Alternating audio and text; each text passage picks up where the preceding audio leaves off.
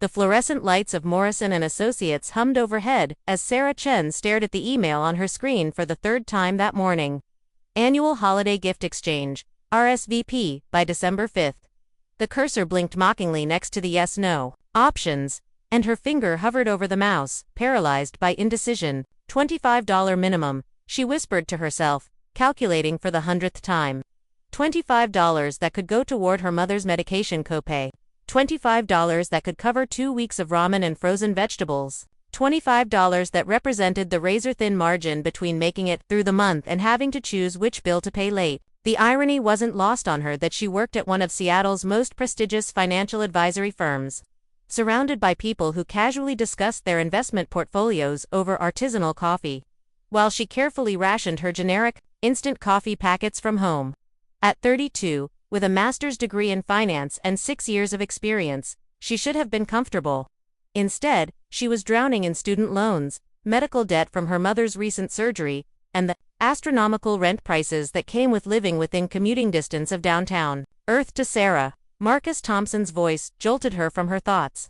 Her cubicle neighbor peered over the partition, his designer glasses catching the harsh office lighting. "You coming to lunch? We're hitting that new sushi place on Pine Street." "I brought lunch," Sarah replied, gesturing to the Tupperware container barely visible behind her monitor. "Leftover pasta from 2 nights ago, portioned to last through Thursday." Marcus shrugged. "Your loss." "Hey, did you RSVP for the gift exchange yet? Janet's been hounding everyone." "Apparently, she wants to make sure she orders enough champagne for the party." "Still thinking about it," Sarah said, forcing a smile. "What's to think about? It's tradition. Plus, remember what happened to Kevin last year when he tried to skip it?" Marcus laughed. Janet practically forced him to participate anyway, and then everyone kept making jokes about him being a Scrooge. "Not worth the hassle, trust me." After Marcus left, Sarah turned back to her computer, but instead of the RSVP email, she found herself pulling up her personal budget spreadsheet. The numbers hadn't magically improved since she'd checked that morning. Rent, $1,850. Student loans, $580. Mom's medication, $200 after insurance. Utilities, $120. Phone, $1.45. Gas, $100. Groceries, $200 if she was careful. Her salary of $68,000 sounded respectable on paper, but after taxes and her 401k contribution, which she refused to suspend despite everything, because she understood compound interest better than most, she brought home barely enough to cover the essentials. The emergency fund she'd been trying to build had been decimated by her mother's surgery 6 months ago, and she was still climbing out of that financial hole. The gift exchange had become a source of dread every December since she'd started at Morrison and Associates. It wasn't just the $25, it was everything that surrounded it. The party at Janet's sprawling Bellevue home, where everyone would arrive in cars that cost more than Sarah made in a year. The subtle competition as gifts were unwrapped, with people trying to outdo each other with clever, expensive presents that technically met the minimum but clearly exceeded it. Last year, someone had given a $25 gift card attached to a bottle of wine that probably cost 3 times that amount. Sarah minimized the spreadsheet as footsteps approached. Janet Williams, the office manager and social coordinator, appeared at her cubicle entrance. At 55, Janet had the polished appearance of someone who'd never had to check a price tag. Her silver hair perfectly styled and her cashmere sweater probably worth more than Sarah's entire wardrobe. "Sarah, honey, I haven't seen your RSVP yet," Janet said, her voice carrying that particular tone of forced cheerfulness that made declining feel like a federal offense. "You're not thinking of skipping, are you? It wouldn't be the same without you." "I'm just, oh, I know what you're thinking," Janet interrupted, waving her manicured hand dismissively. "Every year someone gets nervous about the gift exchange, thinking they have to find the perfect present. But that's not what it's about. It's about team building, bringing everyone together. Besides, $25 is nothing these days. That's what 2 cocktails at happy hour."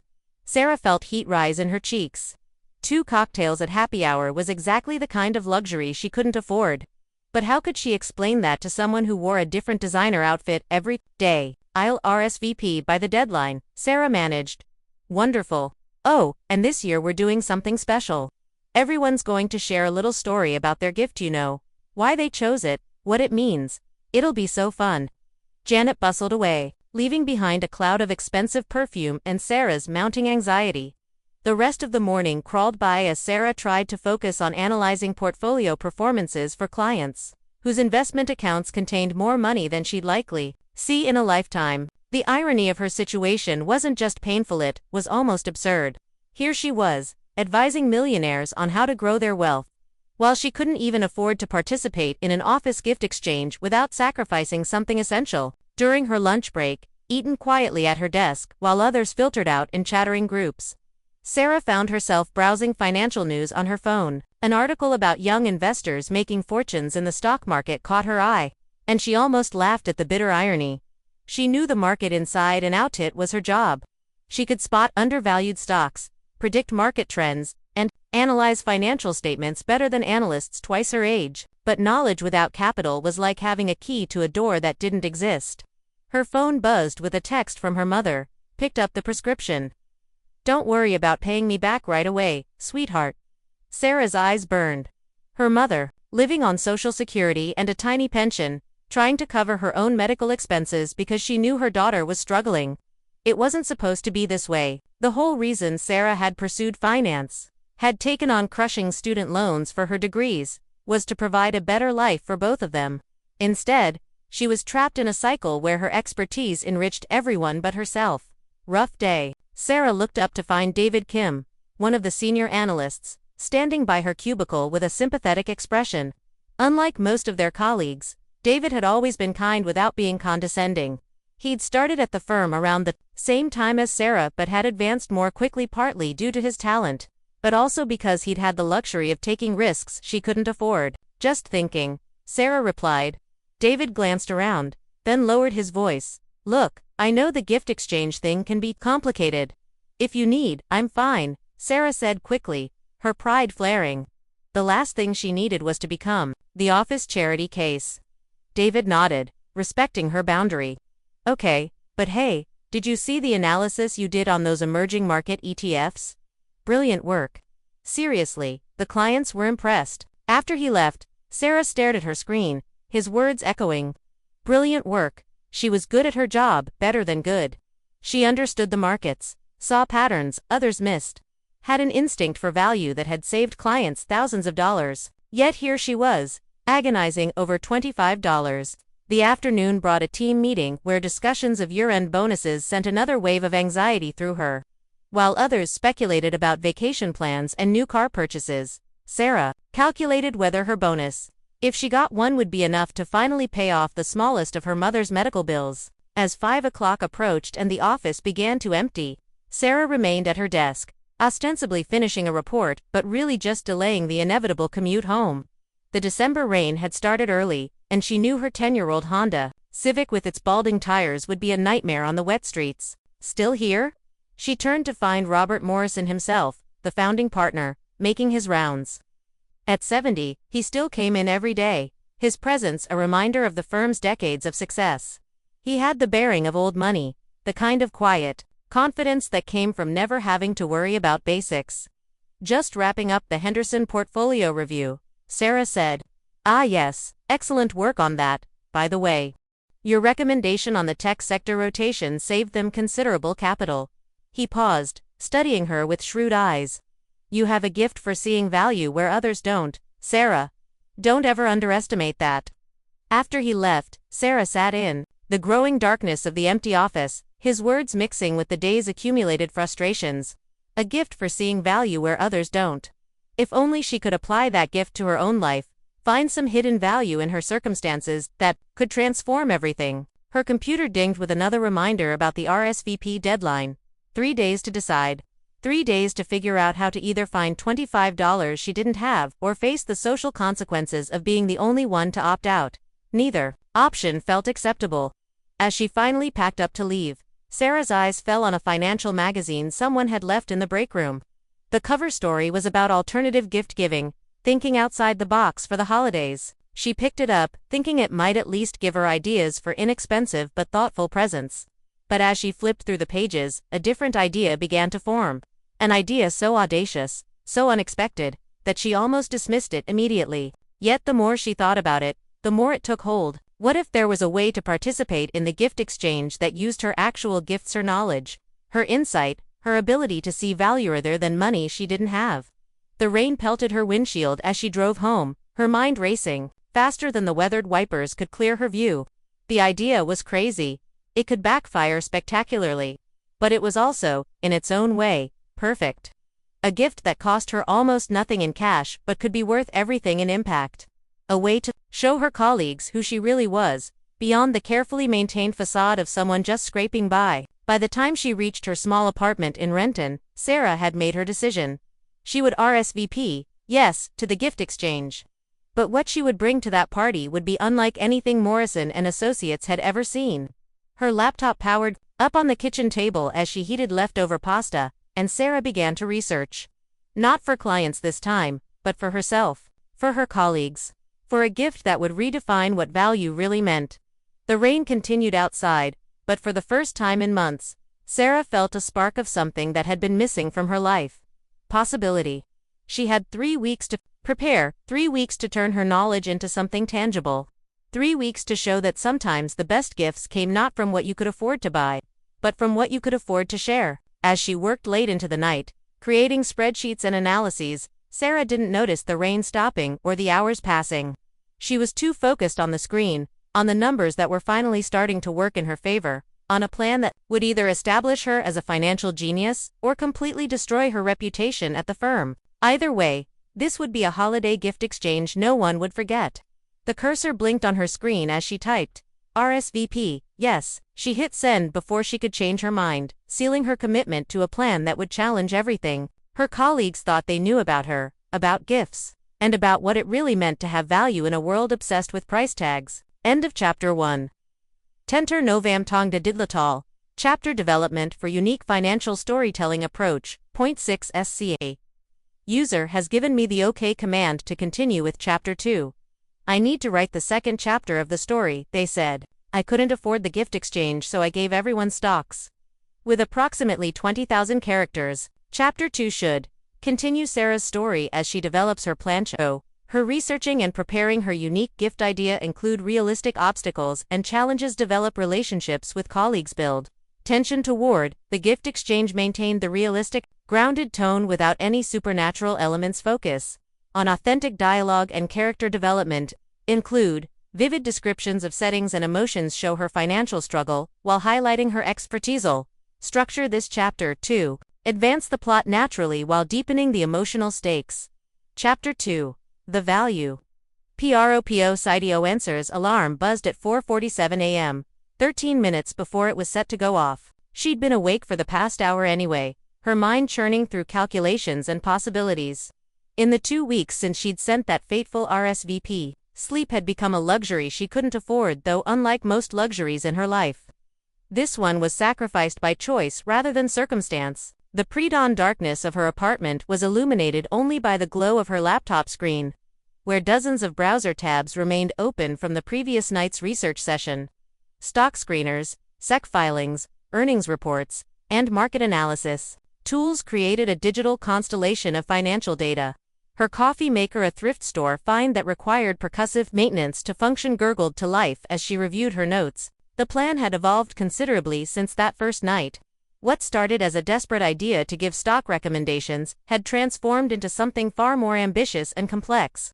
She would give each colleague a personalized portfolio, not actual stocks, which she couldn't afford, but something potentially more valuable, a detailed analysis of investments tailored specifically to their financial situation, risk tolerance, and personal goals. But that meant she needed to know her colleagues on a level that went beyond water cooler conversations and elevator small talk.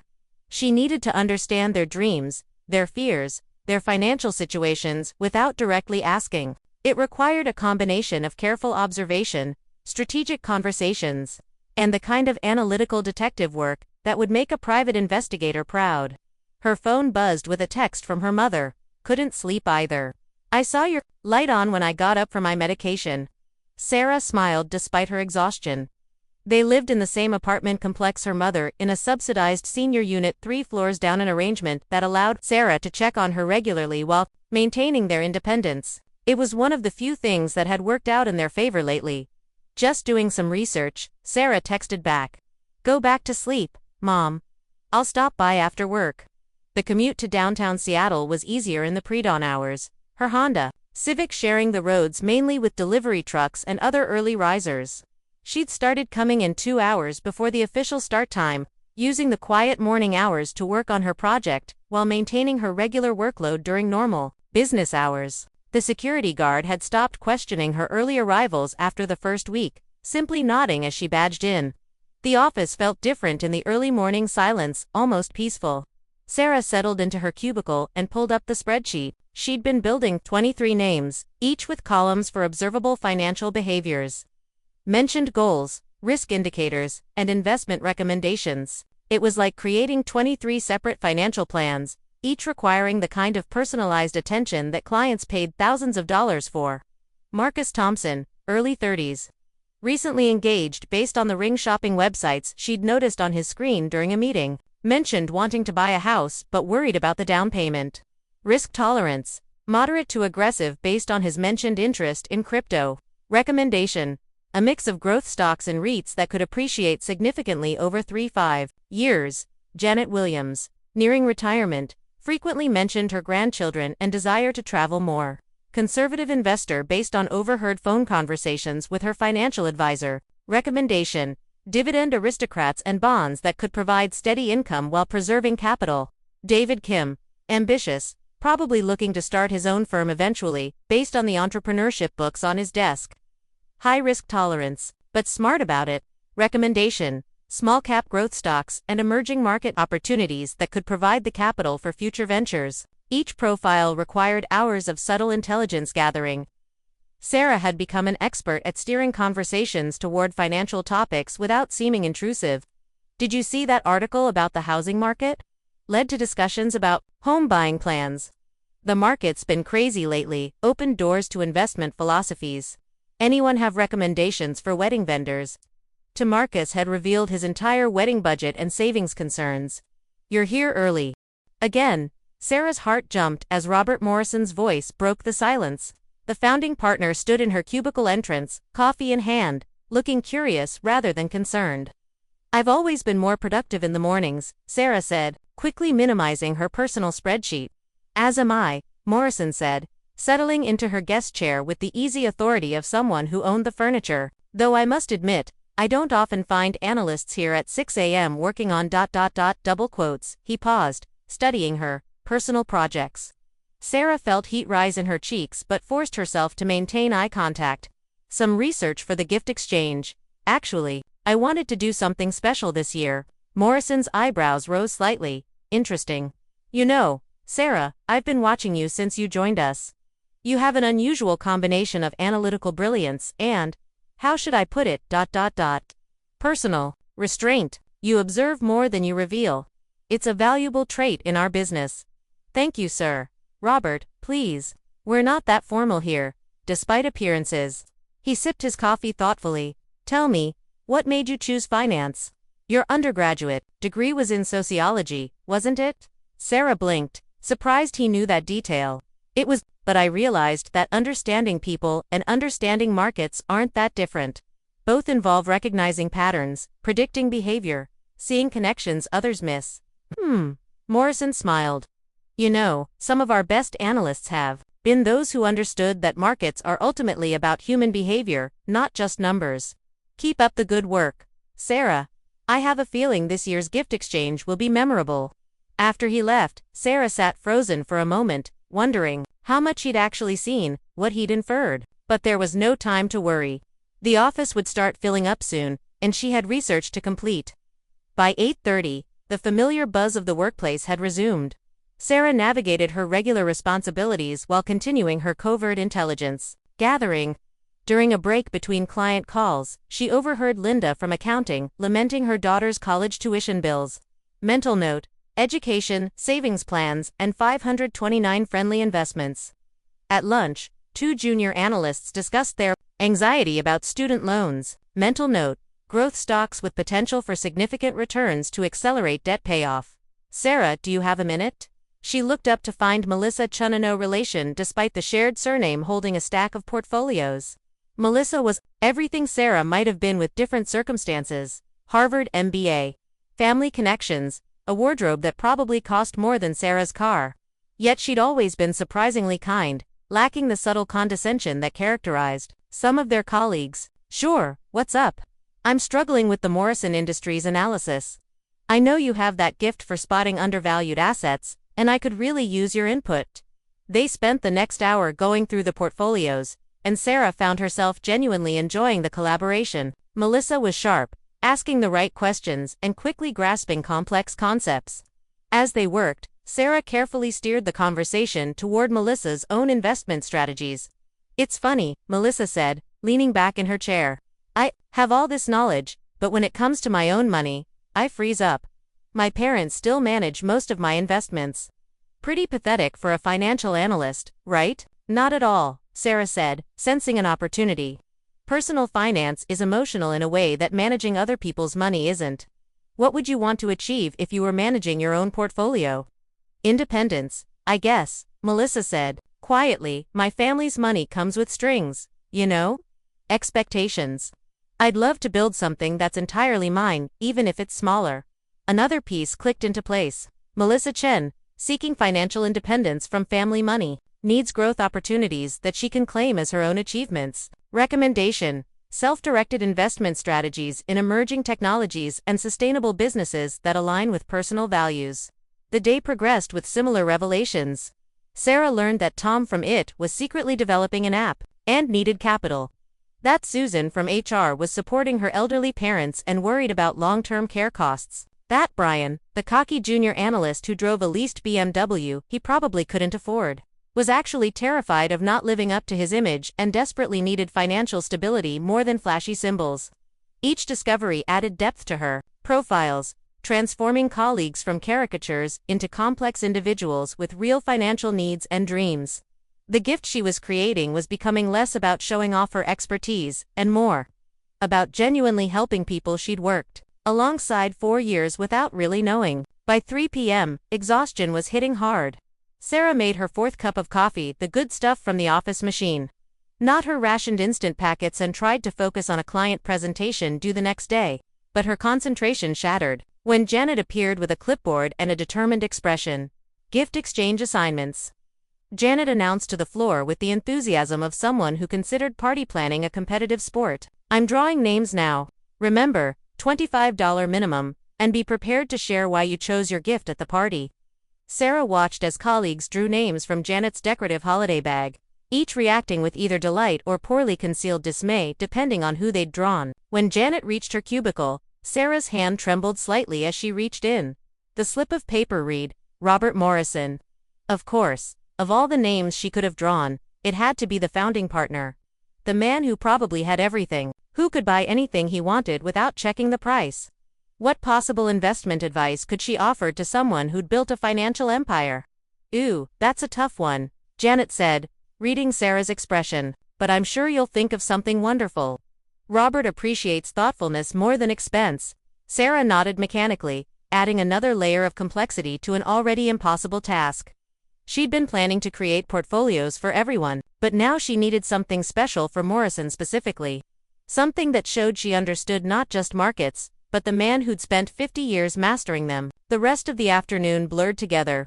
Sarah found herself studying Morrison during the weekly team meeting, looking for clues. He was discussing the firm's year-end performance, but she noticed how his eyes lit up when mentioning the pro bono financial literacy program they'd started. How he lingered on the story of a client who'd used their retirement planning to fund their grandchild's education. How he seemed more proud of the careers he'd launched than the money he'd made. An idea began to form, different from her original plan but somehow more fitting. What if Morrison's gift wasn't about personal wealth at all? What if it was about legacy, about the impact one person's financial knowledge could have on others? That evening, Sarah stopped by her mother's apartment as promised. Finding her in the small living room surrounded by medical bills and insurance paperwork. "Let me help with those," Sarah said, settling onto the worn couch. "I can manage," her mother protested, but without much conviction. They both knew the paperwork was becoming overwhelming, the bureaucracy of illness almost as exhausting as the illness itself. As they sorted through explanations of benefits and coverage statements, Sarah's mother said quietly, "I'm sorry, sweetheart." "For what?" "For being a burden. You should be living your life, not worrying about my medical bills. You're brilliant, you work so hard, and here you are, stuck because of me." "Mom, stop." Sarah took her mother's hand, feeling the papery thinness of her skin. "You're not a burden. You sacrificed everything to put me through school. You worked 2 jobs, went without so I could have opportunities. This helping you now's not a burden, it's a privilege." Her mother's eyes filled with tears. "I just wanted better for you. You gave me better. You gave me education, values, the ability to see beyond circumstances." Sarah squeezed her hand. "And things are going to change. I can feel it." Later, back in her own apartment, Sarah attacked her project with renewed energy. Her mother's words echoed as she refined her analyses, deepened her research. This wasn't just about impressing colleagues or proving her worth. It was about using her knowledge to create real value, to show that expertise meant nothing without the wisdom to apply it helpfully. She pulled up Morrison's profile, still mostly blank, and began filling it in with a different kind of information. Years to likely retirement. Philanthropic interests. The kinds of legacy a financial titan might want to leave. Slowly, a different kind of portfolio emerged, not stocks for personal gain, but investments in the future, in education, in lifting others. The clock showed past midnight when her phone buzzed with an email from David Kim. "Hey Sarah, noticed your car's been in the garage every night this week. Everything okay? If you need a ride or anything, just let me know." Simple kindness, offered without prying. Sarah smiled, adding another note to David's profile. "Values community and connection over pure profit. Likely to appreciate investments in socially responsible companies." 3 days until the gift exchange deadline. 3 days to finalize 23 personalized investment portfolios plus something special for Morrison. 3 days to transform her expertise into gifts that could genuinely change lives, including her own. As she finally closed her laptop and prepared for a few hours of sleep, Sarah reflected on how the project had evolved. What started as desperation had become purpose. What began as a way to hide her poverty had transformed into a method of sharing her wealth, the wealth of knowledge, insight, and genuine care for others' financial futures. The gift exchange that had terrified her 3 weeks ago now felt like an opportunity. Not just to participate, but to redefine participation itself. To show that value came in many forms, and sometimes the most precious gifts were those that cost nothing but meant everything. Her alarm would ring again for hours, starting another day of research, analysis, and careful observation. But for now, Sarah allowed herself a moment of satisfaction. She was still poor in monetary terms, still struggling with bills and debt, but she was rich in ways her colleagues couldn't imagine, and soon, she would share that wealth in a way none of them expected. The rain had returned, pattering against her window like financial data flowing across a screen. Sarah fell asleep to its rhythm, dreaming of numbers that added up to more than their sum. Of gifts that multiplied in value long after they were given. Of a December that would change everything. End of Chapter 2. Tentar novamente go que editar plotide. Story chapter progression and narrative development strategy. 5. The user wants me to continue with Chapter 3 of the story. I need to maintain the narrative momentum, develop the story further, and show Sarah continuing to prepare for the gift exchange while dealing with her personal struggles. This chapter should build tension as we approach the actual gift exchange event, and develop more character relationships and insights. Key elements to include in Chapter 3. Further development of Sarah's gift preparations. More character depth for colleagues, increased tension. Stakes as the exchange approaches personal challenges, continuing to mount more insights into the specific investment strategies she's developing, building toward the climactic gift exchange. I need to write approximately 20,000 characters for this chapter. Chapter 3. The calculation of TROSD. The fluorescent bulb above Sarah's cubicle flickered intermittently, creating a strobe effect that matched her increasingly erratic heartbeat. 1 week until the gift exchange, and the weight of what she was attempting had fully settled onto her shoulders.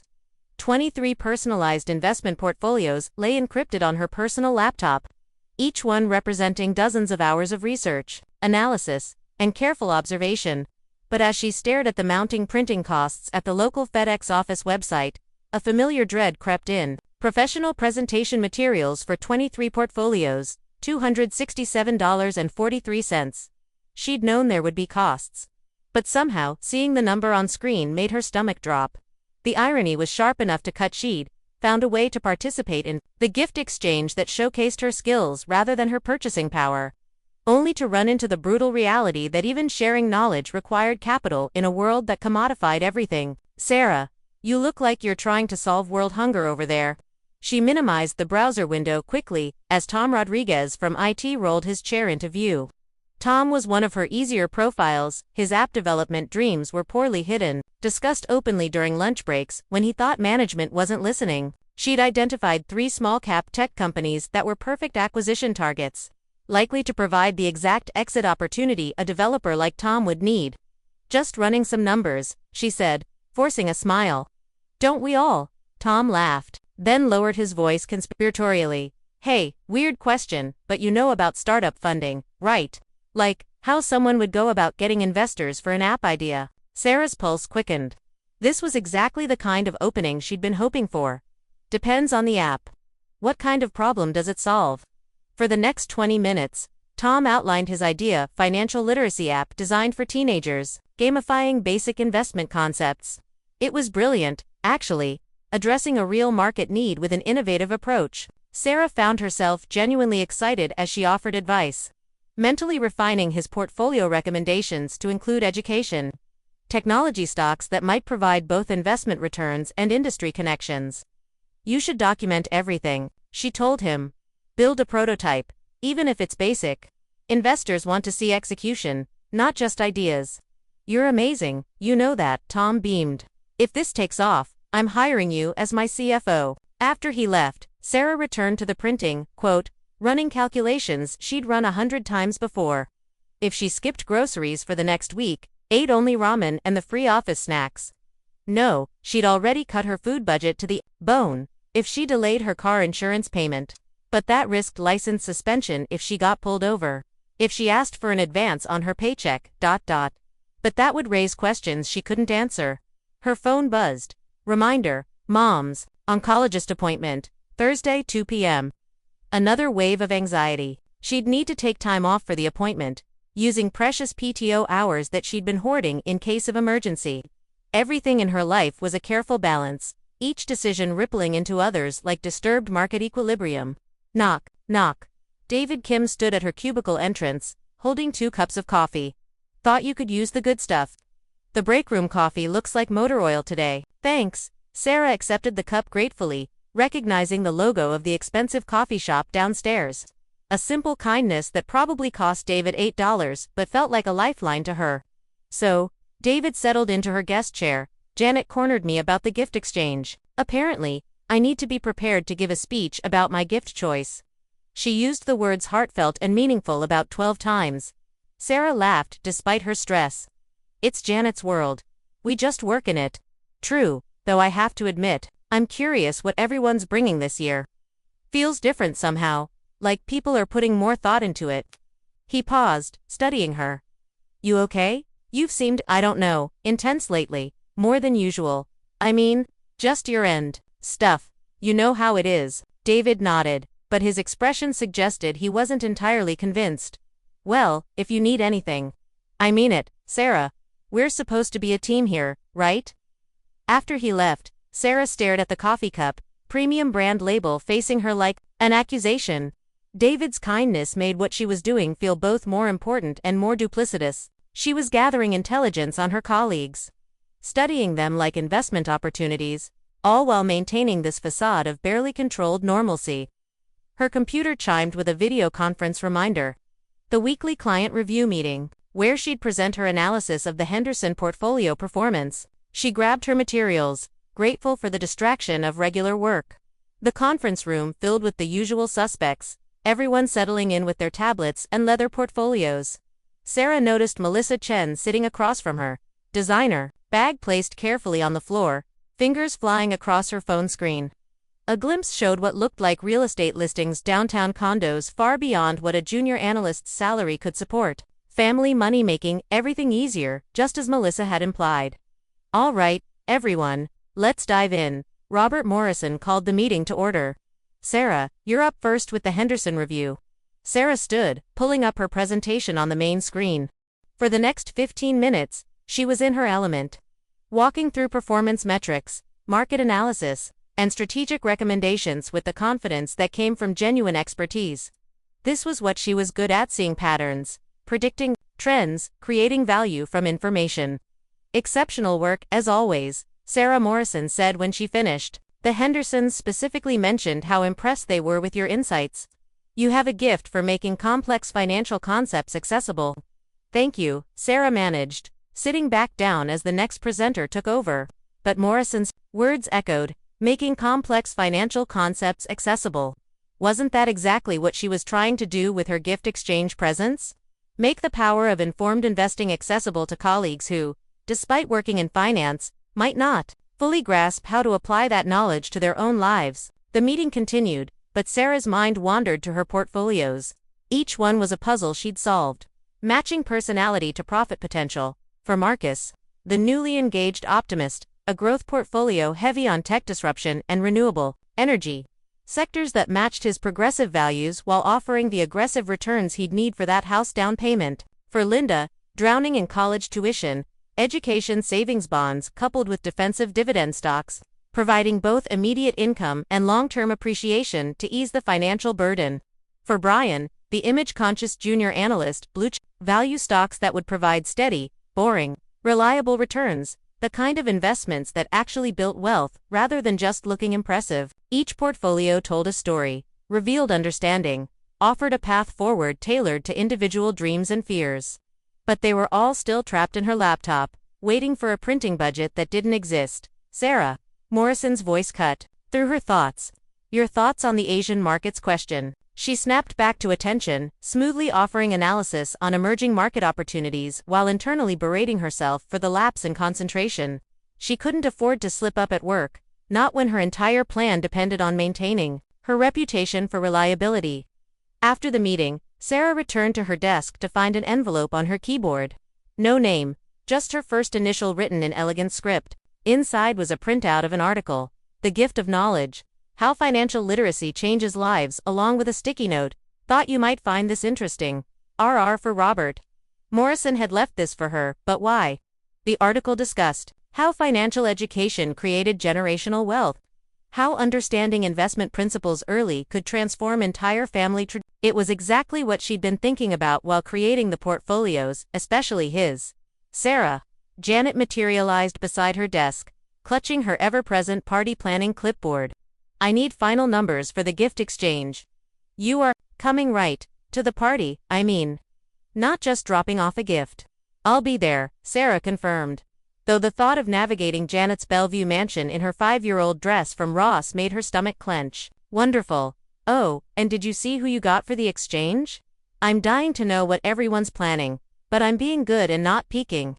Janet's eyes gleamed with the barely contained curiosity of someone who definitely wanted to peek. It'll be a surprise, Sarah said, managing what she hoped was a mysterious smile rather than a grimace of panic. That evening, Sarah sat at her kitchen table, laptop open, surrounded by pages of notes and calculations. The portfolios were complete, but presentation remained a problem. She'd considered handwriting them, but her handwriting was terrible, and it would look unprofessional. She'd thought about creating simple digital files, but that lacked the impact she wanted. These weren't just stock tips. They were comprehensive investment strategies that deserved proper presentation. Her phone rang. Mom. Hi, sweetheart. I'm sorry to bother you, but the insurance company called. They're saying the new treatment isn't covered because it's the patient advocate is trying to appeal, but ... How much? Sarah asked, already knowing the answer would be devastating. $12,000 for the first round. But don't worry about it. We'll figure something out. We always do. After her mother hung up, Sarah stared at her laptop screen through blurred vision. $12,000.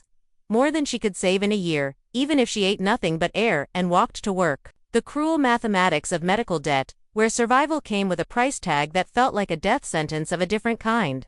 She wiped her eyes and returned to the printing website, but the numbers hadn't magically changed. $267.43 for professional presentations. Or she could print them at home if she had a printer, which she didn't because printer ink was a luxury she couldn't justify.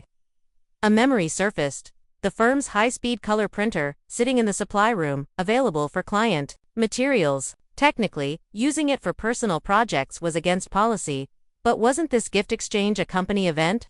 Wasn't she creating materials that would benefit her colleagues, who were part of the company? The rationalization was thin, but desperation made ethicists of everyone. Sarah pulled up her files, reformatting them for maximum impact while using minimal paper. She'd need to be strategic print during off hours, when no one would notice, a few portfolios at a time to avoid suspicion.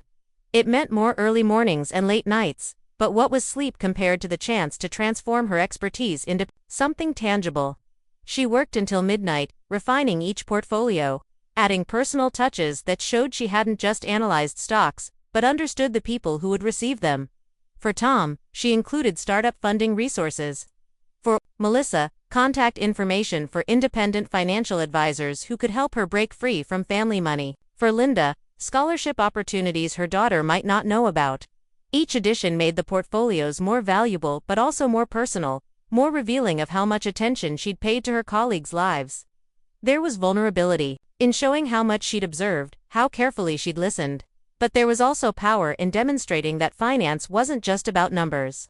It was about understanding human needs and finding numerical solutions to emotional problems. The next morning, Sarah arrived at the office at 5 a.m., badge in hand and excuses ready if security questioned her. But the building was empty except for cleaning staff, who paid no attention to one more eager analyst getting an early start. The printer hummed to life, producing crisp, professional pages that transformed her digital research into physical reality. Each portfolio emerged like a small miracle, charts and graphs in full color, analysis formatted with the same care she gave $2 million client presentations. She'd printed 5 portfolios when footsteps in the hallway made her freeze. The papers went quickly into her bag as she moved to her desk, heart pounding. But the footsteps passed, probably just security doing rounds, and she breathed again. This became her routine for the next 3 days. Early morning printing sessions, carefully timed to avoid detection. By Thursday, she had 20 portfolios complete, each bound in simple report covers she'd found in the supply closet. They looked professional, impressive even, like something clients would pay thousands for. But 3 remained unprinted, including Morrison's, and time was running out. The gift exchange party was in 48 hours. And she still needed to create something special for the founding partner whose name she'd drawn.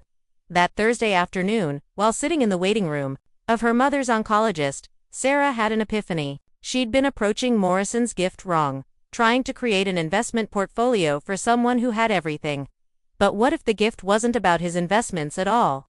What if it was about investing in others? She pulled out her phone and began researching, not stocks this time, but stories. Stories of young people whose lives had been changed by financial literacy, programs that taught investing in underserved communities.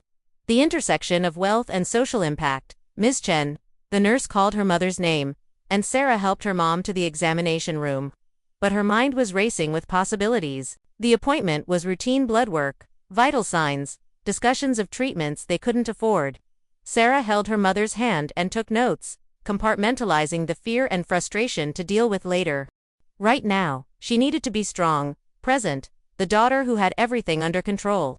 "You're distracted," her mother said as they waited for the doctor. "What's on your mind?" "Just work stuff. There's this gift exchange, ... Ah, her mother smiled knowingly. "You're worried about spending money on gifts?" "Sarah, you don't have to, it's not that." "Well, not exactly. I'm trying to give something meaningful without spending much. Using what I know, instead of what I have." Her mother squeezed her hand. "That's what I've always loved about you. You find ways to be generous even when you have nothing. Your father would be proud." Sarah's father had died when she was 12, leaving behind life insurance that barely covered funeral costs and 1,000 books about economics and investing. She'd read every one, trying to understand the markets that had fascinated him, trying to find in numbers the stability that life had denied. "Did I ever tell you what your father said about gifts?" Her mother continued. "He said the best gifts were mirrors. They showed the receiver something true about themselves they might not have seen otherwise." Mirrors. Sarah turned the word over in her mind as the doctor entered with treatment plans and payment discussions. Wasn't that exactly what her portfolios were? Mirrors that reflected not just investment opportunities but dreams, fears, possibilities. That evening, back at the office for one final printing session, Sarah refined Morrison's gift with her mother's words echoing. a mirror that showed not what he had but what he could create. Not personal wealth but lasting legacy. She'd just started printing when the supply room door opened. Her blood froze as Robert Morrison himself entered, looking unsurprised to find her there. Working late again, Sarah? Yes. There was no point lying. The evidence was emerging from the printer, page by page. Morrison walked over, picking up one of the completed pages. His eyes scanned the contenta, detailed analysis of financial literacy programs and their societal ROI. Understanding dawned on his face. "This is for the gift exchange," he said. It wasn't a question. "Yes, I know I shouldn't use company resources, but may I?" He gestured to the growing stack of papers. Sarah nodded, unable to speak, as he examined her work. His gift, a comprehensive plan for creating a financial literacy foundation, complete with investment strategies to ensure sustainability, curriculum suggestions based on behavioral economics research, and case studies of similar successful programs. "This must have taken weeks," he said quietly. "I wanted to give something meaningful. Something that used my skills rather than ... I wanted to show that value isn't always about price tags." Morrison was quiet for a long moment, studying the papers. Then he smiled a real smile, not his usual professional expression. "Sarah, do you know why I hired you? Your technical skills were impressive. Yes, but what caught my attention was your senior thesis. The one about how financial literacy could break cycles of generational poverty. You understood something many analysts miss, that finance is ultimately about improving lives, not just multiplying numbers. You read my thesis.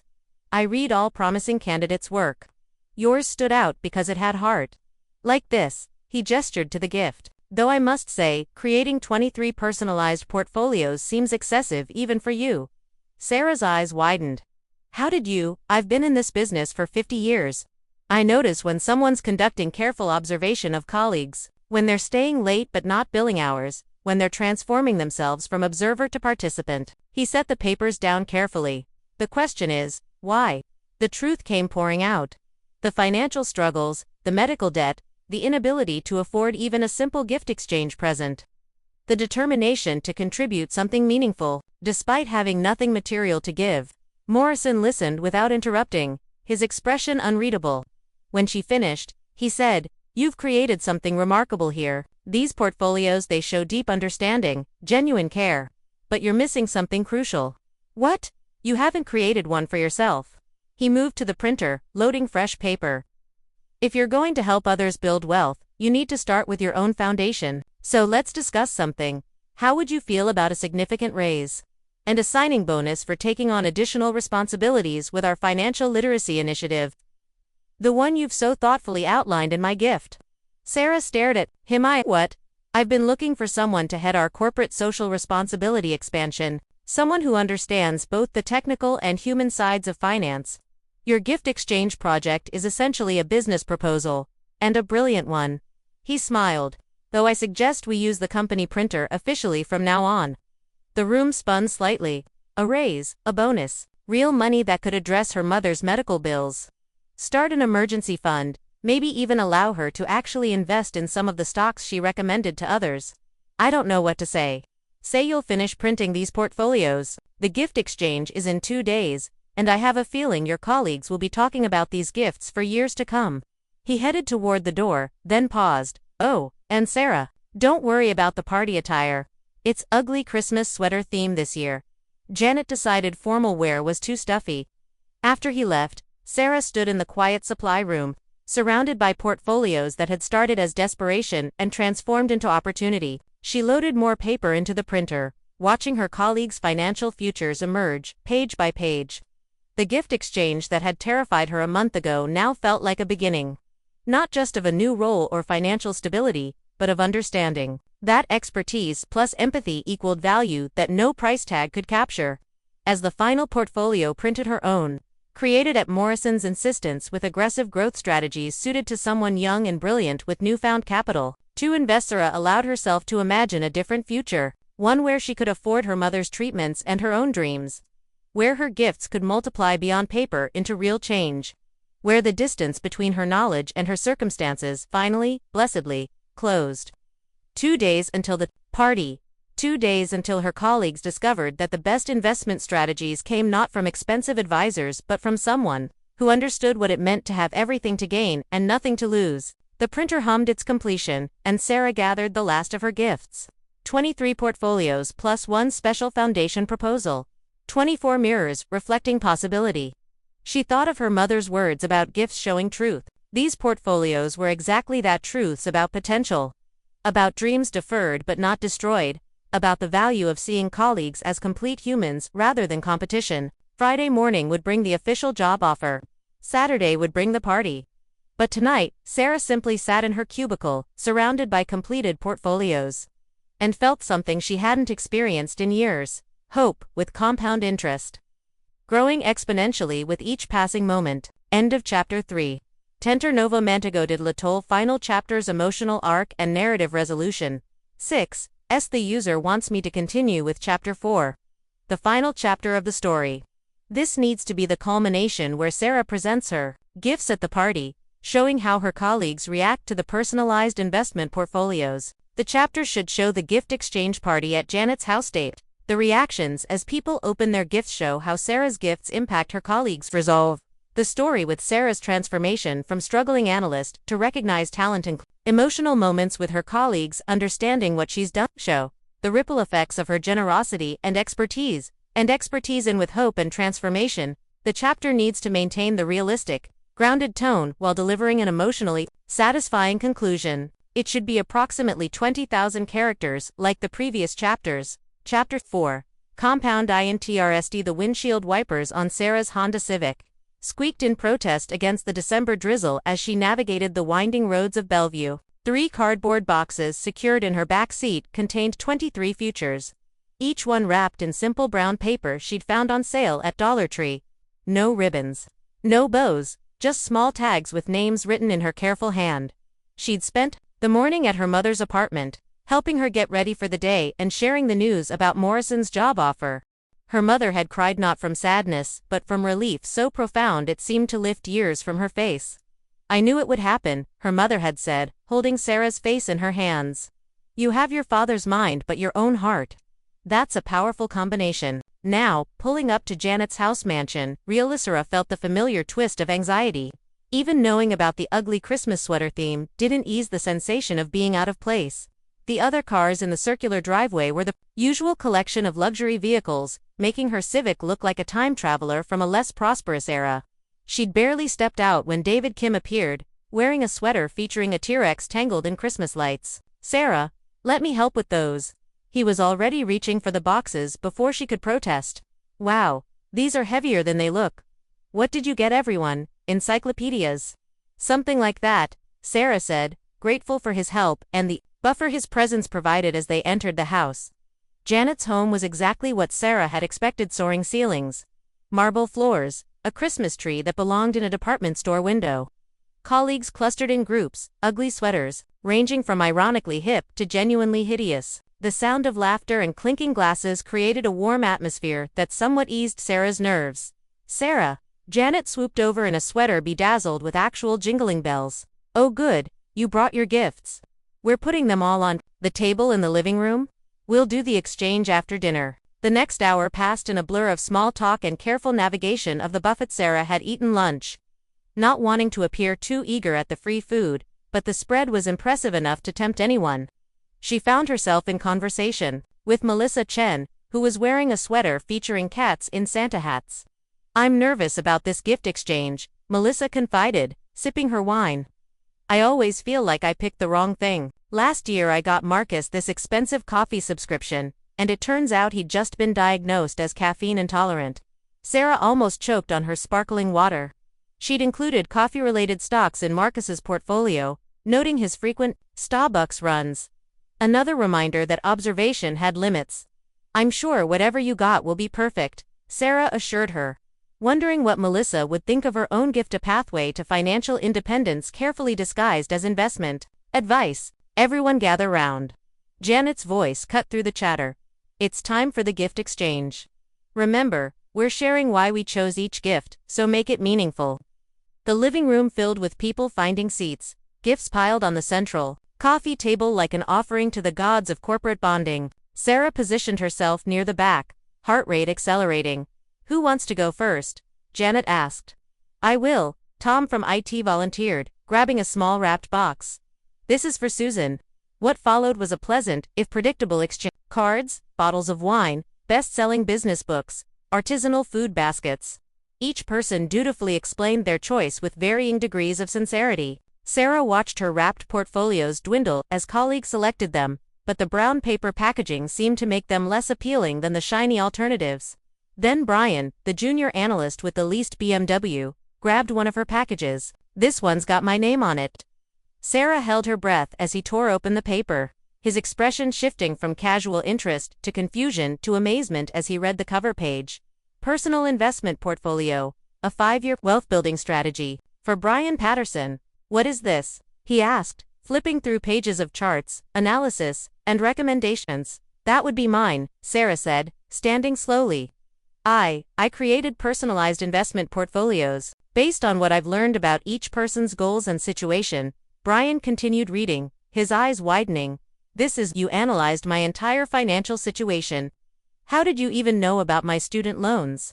"You mentioned them during the team lunch last month," Sarah said. "You were joking about being in debt until you're 50, but with these investment strategies, focusing on index funds with low fees and some carefully selected growth stocks, you could be debt-free in 7 years while still building wealth." The room had gone quiet. Everyone was staring at either Sarah or Brian, who looked like he'd been handed a treasure map. "This must have taken hours," Brian said quietly. "Dozens of hours." "It was worth it," Sarah replied. "We all work in finance, but sometimes we forget to apply what we know to our own lives. I thought maybe I could help with that." A rush of movement as others grabbed their brown paper packages, tearing them open with newfound eagerness.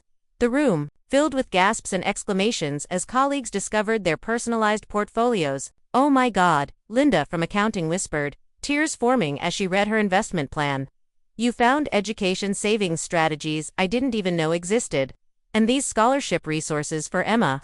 Sarah, this could change everything for us." Marcus was speechless, staring at his portfolios section on first-time homebuyer investment strategies. Tom clutched his startup funding guide like a lifeline. Even Janet had stopped orchestrating, absorbed in reading her retirement optimization plan. Sarah, Melissa Chen looked up from her portfolio, voice thick with emotion. "This section on achieving financial independence. You heard me. You really heard what I needed." One by one, colleagues began sharing discoveries from their portfolios. The room transformed from a typical corporate party into something resembling a support group, with people opening up about financial fears and dreams they'd never discussed at work. "I've been terrified of retiring," Janet admitted, her usual commanding presence softened. "My husband passed 2 years ago, and I don't understand half our investments. But this," she held up her portfolio, "this makes it clear. It's like you translated finance into human." David Kim was grinning as he read his section on entrepreneurial investments. "You even included exit strategy planning. It's like you read my mind about wanting to start my own firm someday." "Wait," someone called out. "Who got Sarah?" "That would be me," a voice said from the doorway. Robert Morrison entered, having arrived fashionably late in a sweater featuring the Dow Jones chart arranged like a Christmas tree. "Though I suspect my gift has already been opened, in a way." He moved to where Sarah stood, now the center of attention she'd always tried to avoid. "I drew Sarah's name, and I'll admit, I struggled with what to give someone who'd found a way to transform expertise into generosity. Then I realized the answer was simple." He pulled out an envelope, handing it to Sarah. "Your gift to everyone has been showing them how to build wealth. My gift to you is the opportunity to do that on a larger scale." Sarah opened the envelope with trembling hands. Inside was the official offer letter for the Director of Financial Literacy Initiatives position, with a salary that made her knees weak. "The signing bonus should cover your mother's medical expenses," Morrison said quietly enough that only she could hear. "The rest is just the beginning of what you've earned." "I can single quotes ... double quotes," Sarah started. "You can, and you will," Morrison addressed the room. What Sarah's done here, creating 23 personalized investment strategies while struggling with her own financial challenges, shows the kind of leadership this firm needs. She saw colleagues not as competition but as people deserving of her expertise and care. "Wait," Brian interrupted. "Sarah, you've been struggling financially, but you're brilliant. I assumed. We all assumed, Melissa said softly. We work in finance. We thought everyone here was doing well. Sarah felt exposed but somehow not ashamed. I've been dealing with student loans and medical debt. The $20 minimum for this exchange represented groceries for a week. But I have knowledge, and I wanted to share that instead of pretending I could afford something I couldn't. The silence that followed was different from before, charged with recognition and respect rather than pity. You know what? Marcus stood up, portfolio in hand. I've been making stupid financial decisions because I wanted to look successful. Leasing cars I couldn't afford, buying rounds of drinks to seem generous. This portfolio, he waved it, is the first honest financial advice I've gotten that didn't make me feel judged. Others began sharing their own financial struggles and fears. Tom admitted he'd been too intimidated to pursue his app idea because he didn't understand funding. Linda revealed she'd been considering a second mortgage to pay for college. Even some of the senior staff opened up about financial mistakes and missed opportunities. This is what financial literacy really means, Morrison said, his voice carrying the authority of decades in the industry. Not just understanding numbers, but understanding that everyone regardless of income needs help navigating financial decisions. Sarah's gifts have shown us that expertise means nothing if it's not accessible and compassionate. Janet, who'd been uncharacteristically quiet, suddenly burst into motion. This calls for a toast. Everyone, grab a glass. As champagne was distributed, Sarah noticed David discreetly ensuring she got one of the fuller pours. Janet raised her glass. To Sarah, who reminded us that the best gifts come from the heart and the mind. And to all of us, for being vulnerable enough to receive them.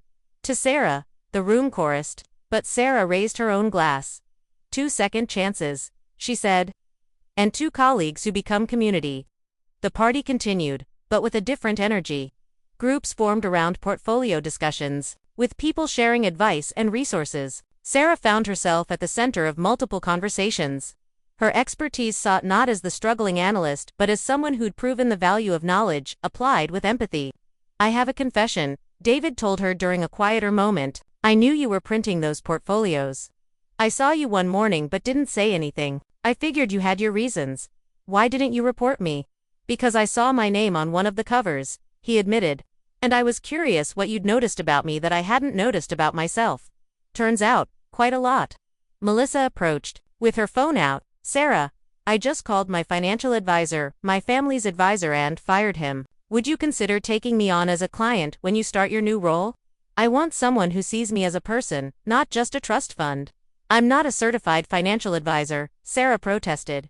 Yet, Morrison interjected, overhearing, the IT firm will cover your certification costs. Consider it part of your professional development. As the evening wound down, Sarah helped Janet clean up. Despite protests that guests shouldn't work, they stood side by side at the kitchen sink, the party queen and the quiet analyst who'd somehow stolen the show. You know, Janet said, I've organized dozens of these exchanges. I've seen expensive gifts, creative gifts, funny gifts, but I've never seen gifts that changed lives. They're just investment portfolios, Sarah said. No, Janet turned to face her. They're mirrors. They show us not just how to grow money but how to grow into who we want to be. That's priceless. Later, as Sarah prepared to leave, colleagues kept stopping her. Some wanted to schedule follow-up meetings to discuss their portfolios. Others simply wanted to thank her for seeing them as more than their job titles. Brian actually hugged her, whispering that her portfolio had given him hope for the first time since graduation. Morrison walked her to her car, eyeing the Civic with a knowing smile. This time next year, you might be driving something different. Maybe, Sarah said. But probably not. I've learned that real wealth isn't always visible. Wisdom beyond your years. He paused. Your portfolios, would you be willing to develop them into a curriculum? I'm thinking workshops, maybe a book eventually. Financial literacy that speaks to real people facing real challenges. I'd love that, Sarah said, meaning it completely. The drive home felt different. The same car, the same squeaky wipers, the same roads. But Sarah herself had transformed. The weight that had pressed on her shoulders for months, years, really had lifted. Not just because of the job offer or the financial relief it promised, but because she'd found a way to turn her struggles into strength. Her phone buzzed with texts as she drove, screenshots of colleagues already implementing her strategies. Setting up the accounts she'd recommended, taking the first steps toward their financial goals. Each message was proof that knowledge shared multiplied in value. She stopped by her mother's apartment, finding her still awake, reading one of Sarah's father's old investment books. "How did it go?" her mother asked. Sarah sat beside her, still in her ugly Christmas sweater featuring a chart of the 2008 financial crisis decorated with tinsel. "They offered me a job. Director of Financial Literacy Initiatives. The salary is, Mom, we're going to be okay." "More than okay." Her mother pulled her close. "Your father always said the best investors see value where others see nothing. You saw value in yourself when you had nothing.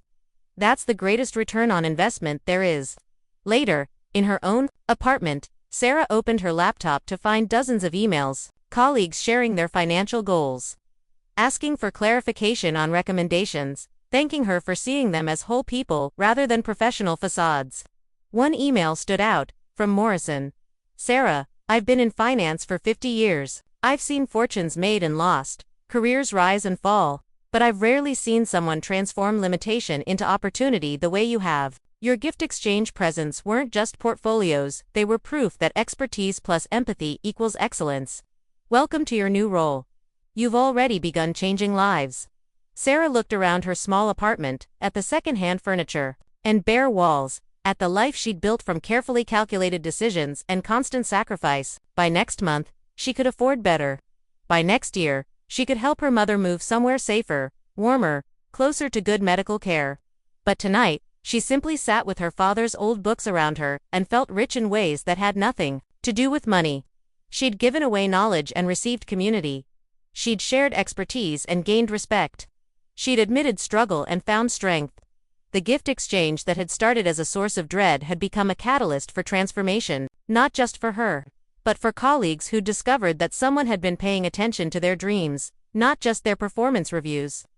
Outside, Seattle's December rain continued, but inside, Sarah began planning workshops on investing for young professionals drowning in student loans, seminars on medical debt navigation, programs for first-generation wealth builders who knew theory but needed practical application. She pulled up the portfolio she'd created for herself at Morrison's insistence. Aggressive growth strategies, dividend reinvestment plans, a roadmap to financial independence. For the first time, these weren't just numbers on a screen, but real possibilities in her real life. Her phone lit up with a text from David, "Investment club meeting next week. Brian's hosting. He says you changed his life and he wants to pay it forward. Think you could lead our first session?" Sarah smiled, typing back, "I'll bring the portfolios. You bring the coffee, the good stuff." She closed her laptop and prepared for bed, knowing that tomorrow would bring new challenges in her new role. But tonight, she'd given the greatest gift of all, proof that value wasn't about what you could buy but what you could build. Not what you had but what you shared. Not where you started but where you helped others go. The compound interest of kindness, expertise, and courage had yielded returns beyond any market calculation. And this was just the beginning. As sleep finally came, Sarah dreamed not of bills and budgets, but of futures made possible by knowledge shared freely. Of lives changed by someone caring enough to look closely. Of gifts that multiplied long after the wrapping paper was thrown away. The gift exchange was over, but the giving and growing had just begun.